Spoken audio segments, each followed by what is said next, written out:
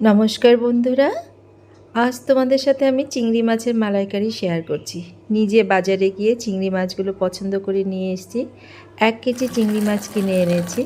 একটা নারকেল কুড়িয়ে তাতে গরম জল দিয়ে ভিজিয়ে রেখেছি। চিংড়ি মাছের মালাইকারি। মাছগুলো বেশ বড় বড়। মাছগুলো আমি আগে থেকেই সব পরিষ্কার করে নিয়েছিলাম। তাতে নুন, হলুদ, কাশ্মীরি লঙ্কার গুঁড়ো দিয়ে ভালো করে মাখিয়ে নিয়েছি। নারকেলটা ব্লেন্ড করে ছেঁকে তার থেকে দুধটা বের করে নিলাম। পেঁয়াজ, কাঁচা লঙ্কা বেটে রেখেছি। কাজু, পোস্ত, সর্ষেটাও বেটে রেখেছি। এবার মাছগুলোকে একটা একটা করে হালকা করে ভেজে তুলে নিলাম।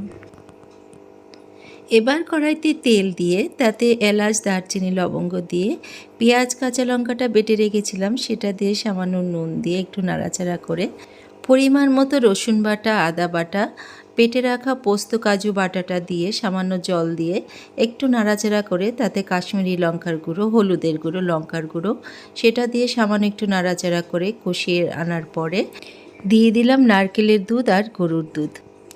এবার কড়াইতে একটা একটা করে চিংড়ি মাছ দিয়ে তার উপর গরম মশলা ছড়িয়ে দিয়ে মাছটা গ্রেভি হয়ে গেলে এবার আমি নামিয়ে নেব। চিংড়ি মাছের মালাইকারি কেমন লাগলো তোমাদের আমাকে অবশ্যই কমেন্টসে জানিও। আর ভালো লাগলে অবশ্যই লাইক, শেয়ার করে দিও, অনেক অনেক শেয়ার করে দিও।